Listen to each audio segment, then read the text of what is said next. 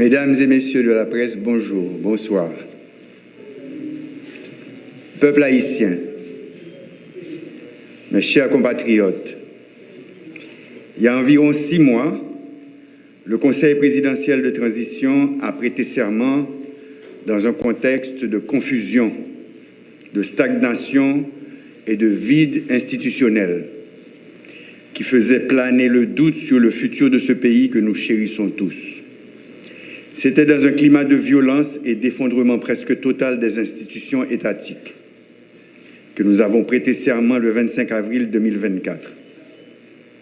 Aujourd'hui, 25 octobre, cela fait exactement 6 mois, comme le demande le décret du 23 mai 2024 et selon le vœu de l'accord politique du 3 avril 2024 pour une transition pacifique et ordonnée.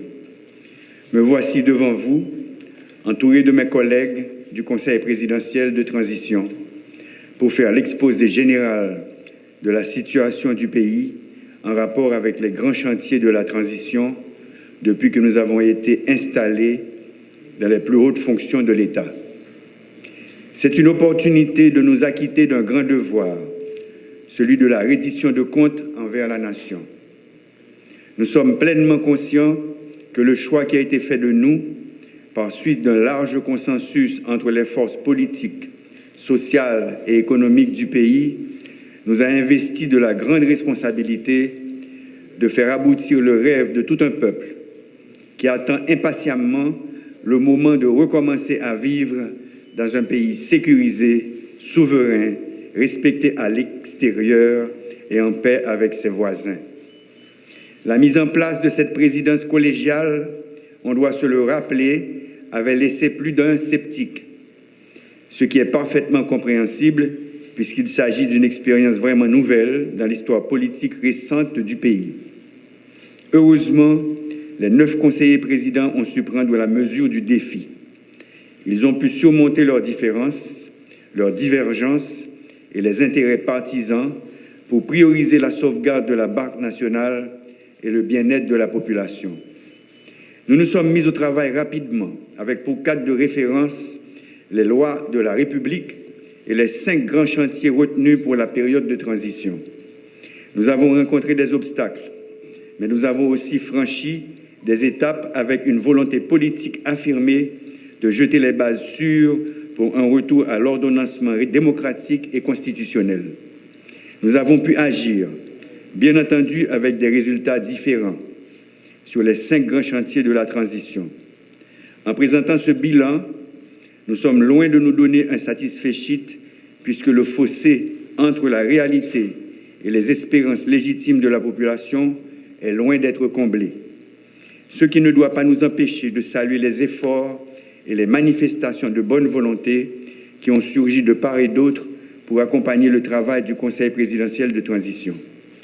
Tout ceci montre que malgré cette situation délétère, Haïti dispose encore, à travers ses dignes fils et filles, de ressources patriotiques importantes pour commencer à faire inverser cette tendance de descente aux enfers.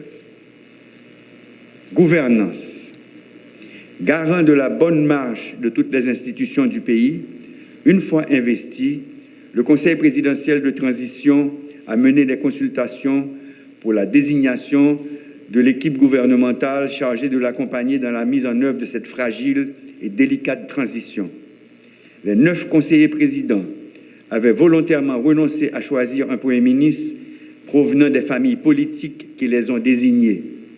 L'accent a été plutôt mis sur des critères de compétence, d'honnêteté et de capacité à mobiliser toutes les ressources nécessaires pour affronter les défis qui s'imposent pendant cette période de transition.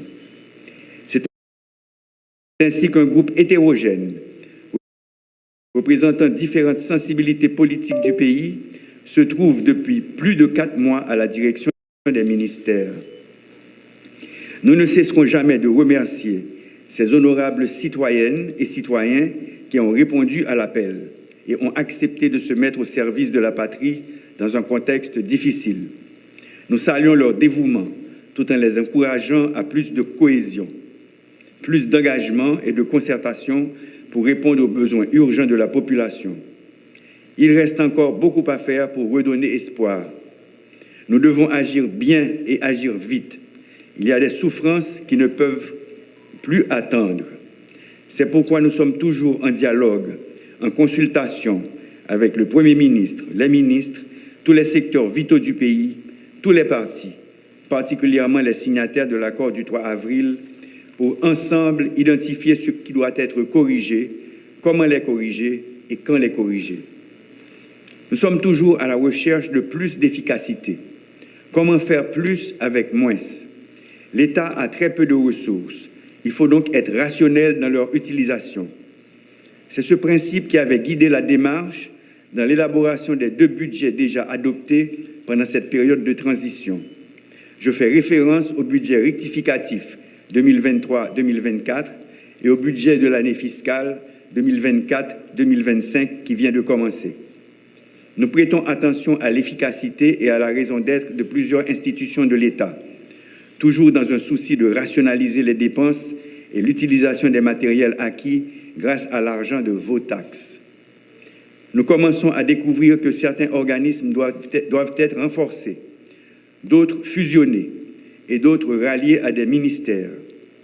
C'est ainsi que la décision a été prise de supprimer désormais le Centre national des équipements qui était rattaché au ministère des Travaux publics, Transports et Communications et de transférer ces matériels et équipements aux Forces armées d'Haïti. D'autres décisions similaires sont à l'étude. L'État a très peu de moyens, il doit rationaliser leurs utilisations.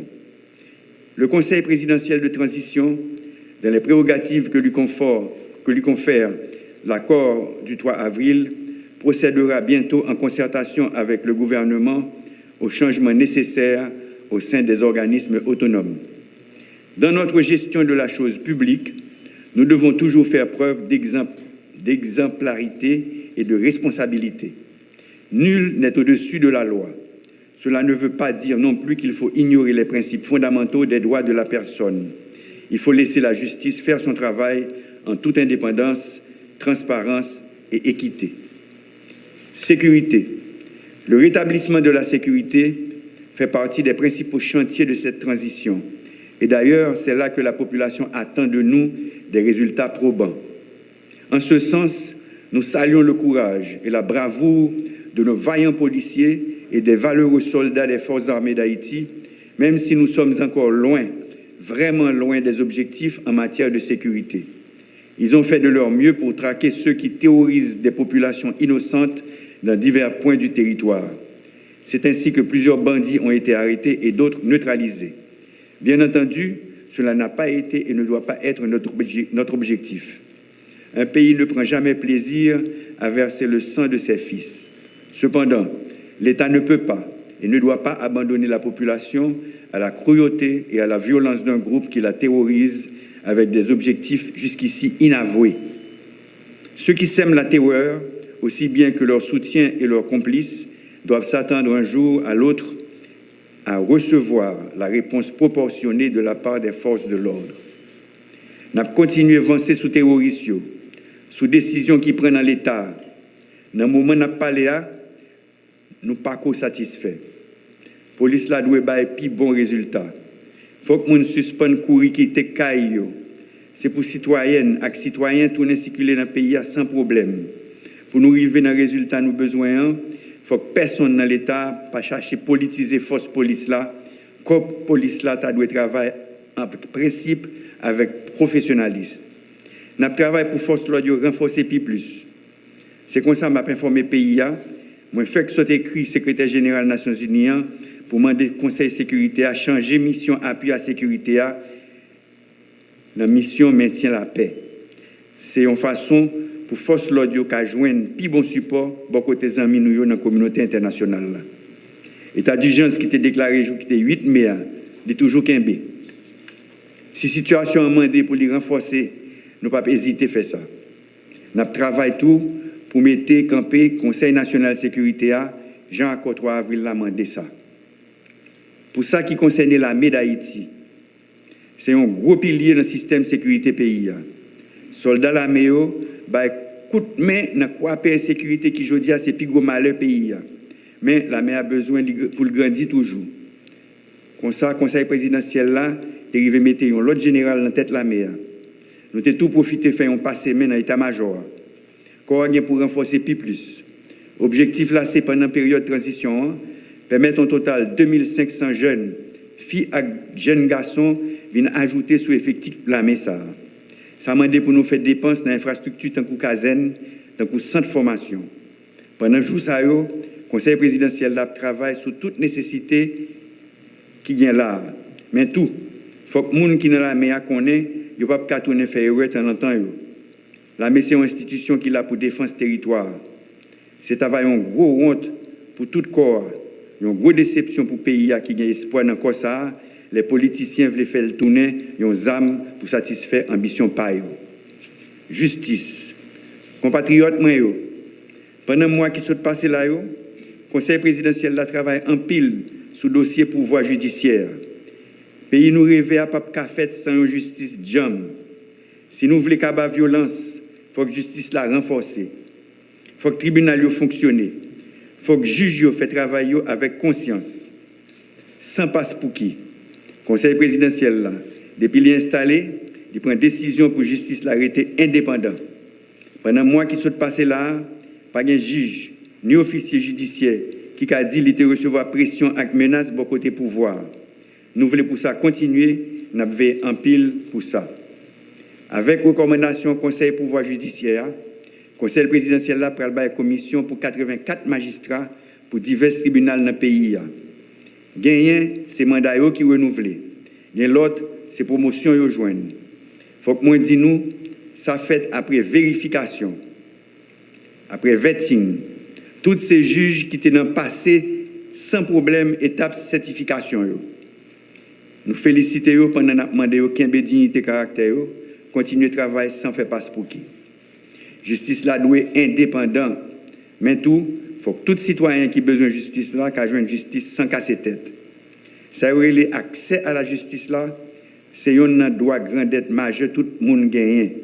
Il n'est pas possible pour les gens passer en pile l'année dans la prison sans qu'il pas de chance de passer devant le juge. Il n'est pas possible pour les gens obligés de quitter la zone la dépenser en pile l'argent juste pour arriver côté un juge.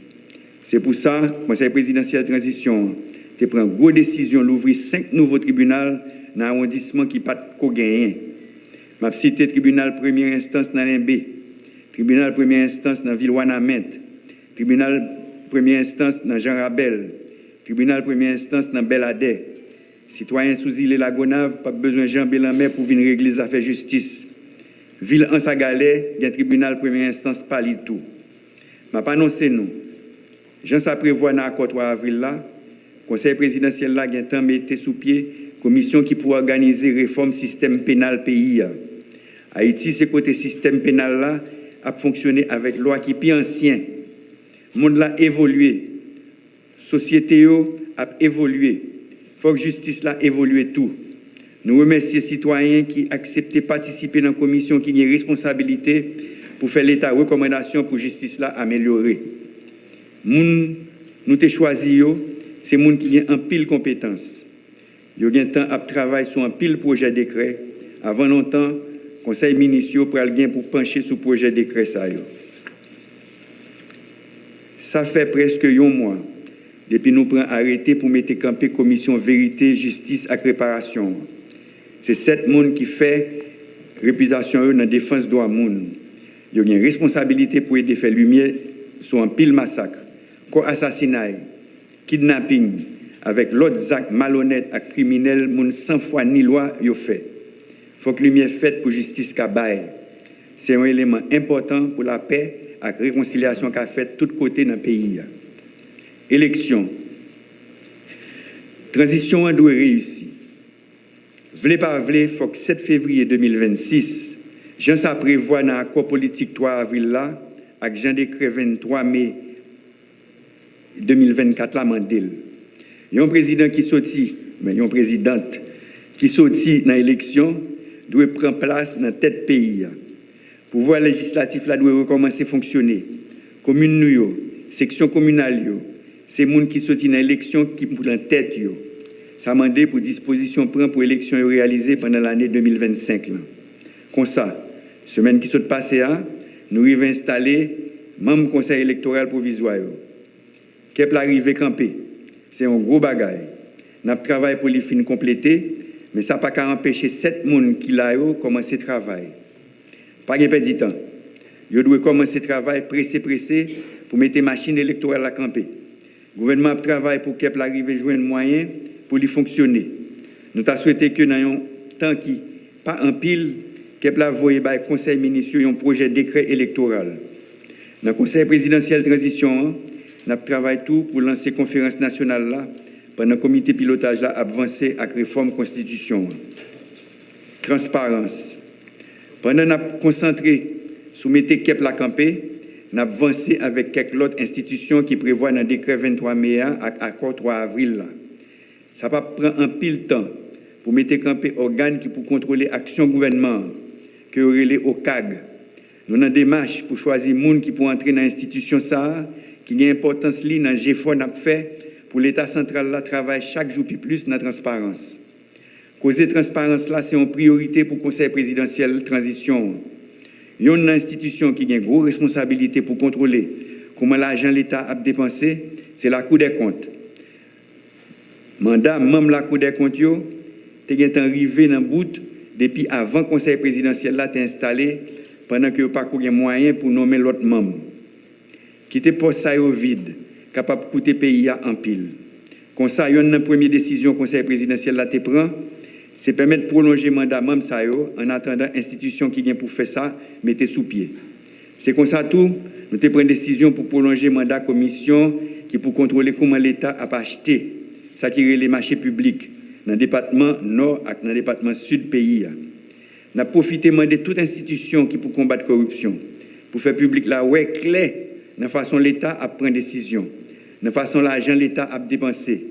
Nous avons dit fait travailler avec conscience, dans le respect de la loi, il y a rendre le pays en pile service. Diplomatie. Dans le jour ça c'est avec quel serré chaque jour nous avons regardé comment l'autre pays a voyé ce avec frère nous yo tourner. Gagnant yo c'est dans avion. Gagnant c'est dans bateau. En pile c'est sous frontière. Ça va faire l'honneur nation pour nous.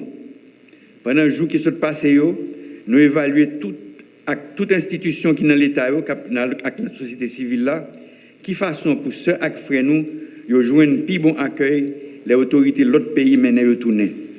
Qui gens pour haïtien qui a voyé tourner yo qui a joué un plus bon encadrement les arriver sous terre ça qui la caille. Pas oublier nous avons un pile compatriotes qui travaillent dans l'autre pays. Souhait travail yo permettre un pile monde vivre, un pile petit monde aller à l'école ici. Yo besoin de protection dans le pays côté yo trouver yo. Pour ça faut que diplomates nous yo plus bien formés, plus vigilants. Diplomatie nous a besoin d'un bon passé main. N'a travaillé sur un gros plan modernisation diplomatie nous. Mais ça va pas fait ni dans bouillie vidé ni dans tête chaud. Ouverture des classes. Entre l'école l'arrivée faite. Nous tous connaissons dans quelles conditions qui difficiles. N'importe l'école qui peut arriver à l'ouvrir. Il y a côté violence et insécurité pas permettre l'école de fonctionner. C'est un gros tête chargé pour le conseil présidentiel. Il y a côté c'est l'école qui recevoir ceux avec frères nous qui courir pour insécurité. C'est là obligé de poser, dormir pour un petit bout de temps. C'est une tristesse. Les nous garder famille pile sous pile dans l'école. Ça pas belle même. Problème insécurité doit résoudre pour permettre de retourner la caillou dans le quartier, dans la ville. En attendant, nous devons traiter avec dignité et avec respect.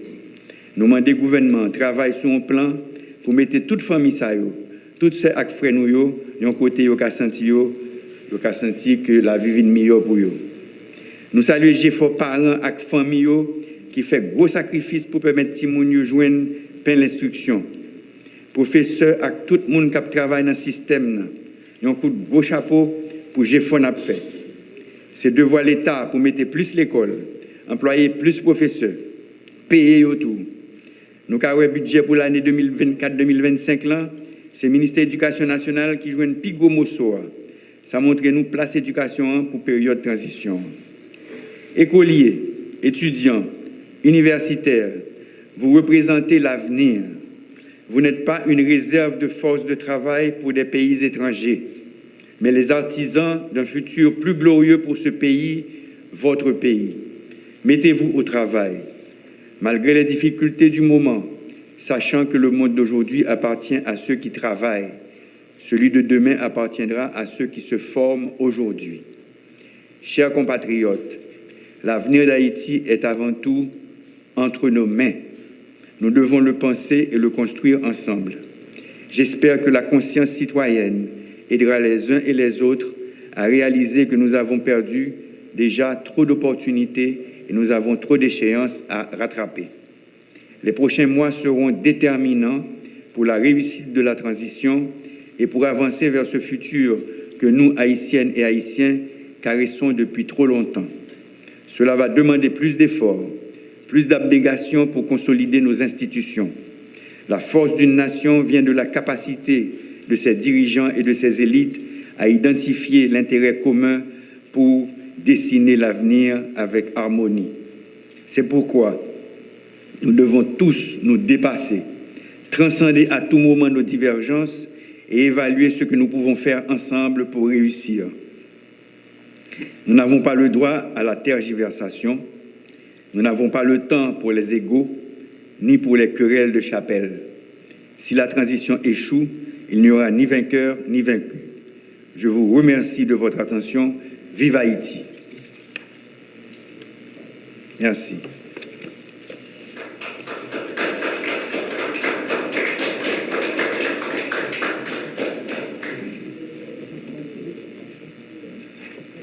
Non? Pas de questions.